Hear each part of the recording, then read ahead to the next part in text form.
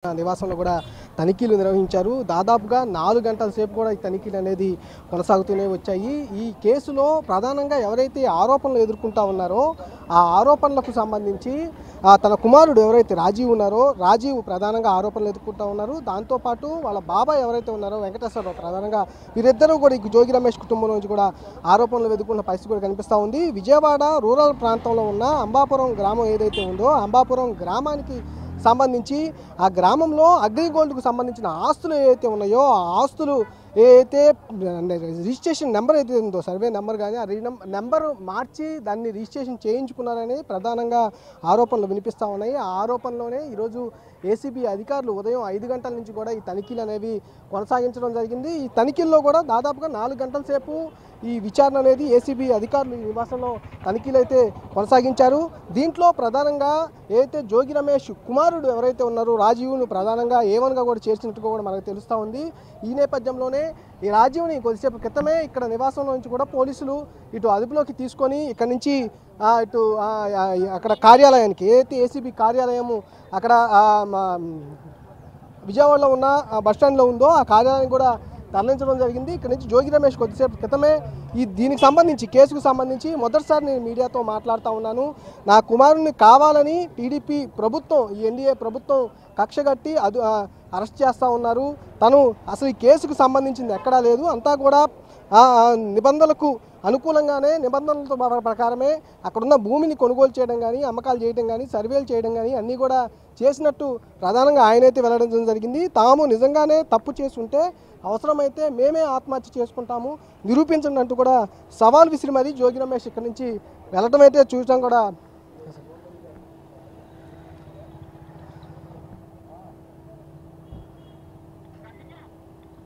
ఇది ప్రధానంగా చూసుకోవచ్చు. దీనికి సంబంధించి ఏదైతే జోగి రమేష్కి సంబంధించి ప్రధానంగా ఆయనైతే తమ ఆరోపణలు అనేది కొట్టిపారేస్తున్న పరిస్థితి కూడా కనిపిస్తూ ఉంది. తమ బాబాయ్ కానీ వెంకటేశ్వరరావు కానీ ఇటు తన కుమారుడు రాజీవ్ కానీ చాలా సంబంధించి నిబంధనలకు అనుకూలంగానే అక్కడున్న భూములు అనేది కొనుగోలు చేయడం జరిగింది తప్ప ఎక్కడా కూడా నిబంధనలకు విరుద్ధంగా కానీ అగ్రిగోల్డ్కు సంబంధించి అసలు అది అనేది భూములు అటాచ్మెంట్ అనేవి సిఐడి ఆధీనంలో ఉంటాయి. అలాంటి భూములు అసలు ఎందుకు కొనుగోలు చేస్తామో వాటిని ఎందుకు మేము రాయించుకునే పరిస్థితి చేస్తామంటూ కూడా తీవ్ర ఆరోపణలు తనకు సంబంధించిన ఈ కేసుకు సంబంధించి మొదటిసారి అయితే జోగి రమేష్ స్పందించిన పరిస్థితి కూడా కనిపిస్తూ ఉంది. తమను కావాలనే ఇటు ఏదైతే ఆ రోజు కూడా చంద్రబాబు నాయుడు నివాసం వద్ద కూడా నిరసన తెలియజేయడానికి తప్ప మేము అక్కడ ఏదో దాడి చేయడానికి వెళ్ళలేదు. కావాలని టీడీపీ ఏదైతే ఉందో టీడీపీ ప్రభుత్వం ఎన్డీఏ ప్రభుత్వం కావాలని తమ కులస్తులపైన కక్ష కట్టి మరి ఇలాంటి దాడులు చేయిస్తూ ఉన్నారు, అక్రమ కేసులు బనాయిస్తున్నారు అంటూ కూడా జోగి రమేష్ చెబుతున్న పరిస్థితి కూడా కనిపిస్తూ ఉంది. ప్రధానంగా చూసుకుంటే అంబాపురం సంబంధించి అక్కడ సర్వే నెంబర్ ఏదైతే ఉందో 87 సర్వే నెంబర్, ఆ సర్వే నెంబర్లో ఒక నెంబర్ చేంజ్ చేయించి 88 సర్వే నెంబర్ అనేది చేంజ్ చేసి అక్కడ ఈ రిజిస్ట్రేషన్ చేయించారనేది ప్రధానంగా ఆరోపణ అయితే వినిపిస్తున్న పరిస్థితి కూడా కనిపిస్తూ ఉంది.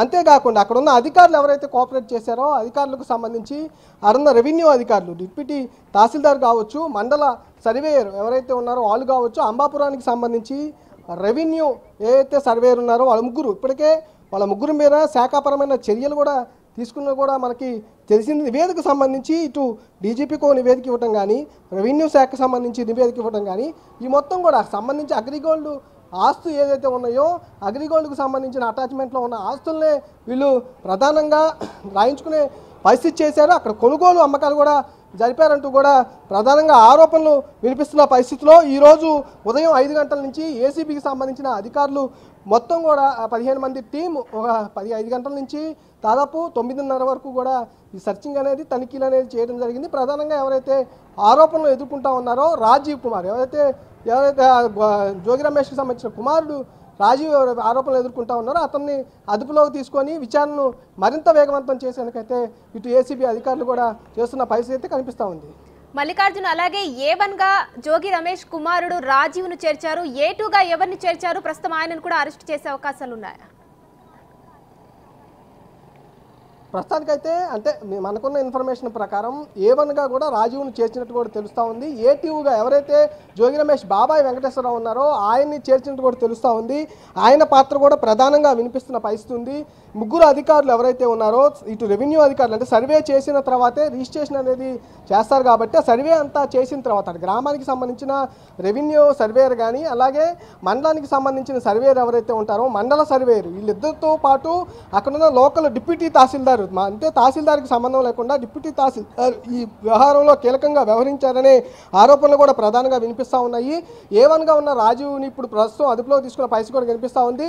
అట్లాగే A2గా ఎవరైతే అనుకుంటా ఉన్నారో జోగి రమేష్ బాబాయ్ వెంకటేశ్వరరావు అని ఉన్నారు ఆయన కూడా అదుపులో తీసుకునే అవకాశం కూడా ప్రధానంగా వినిపిస్తున్నట్టు కూడా తెలుస్తుంది. ప్రధానంగా ఈ కేసుకు సంబంధించి ఏదైతే అగ్రిగోల్డ్ ఆస్తులు రాయించుకొని అమ్మకాలు జరిపిన వీరిద్దరి పేర్ల మీదే ఎక్కువగా అమ్మకాలు జరిపారంటూ కూడా ప్రధానంగా వినిపిస్తూ ఉంది. వారిద్దరిని కూడా ప్రస్తుతానికి A1గా ఉన్న రాజీవ్ని అదుపులోకి తీసుకున్నారు. ఇప్పుడు A2గా ఉన్న వెంకటేశ్వరరావు కూడా అదుపులోకి తీసుకునే పరిస్థితి అయితే కనిపిస్తూ ఉంది. ప్రస్తుతానికి ఇక్కడైతే జోగి రమేష్ నివాసం వద్ద ఎవరైతే జోగి రమేష్ తర్వాత వాళ్ళ కుమారుడు ఉన్న నేపథ్యంలో కూడా జోగి రమేష్ కుమారుడిని అదుపులోకి తీసుకొని అక్కడికి కార్యాలయానికి అయితే తరలించడం జరిగింది.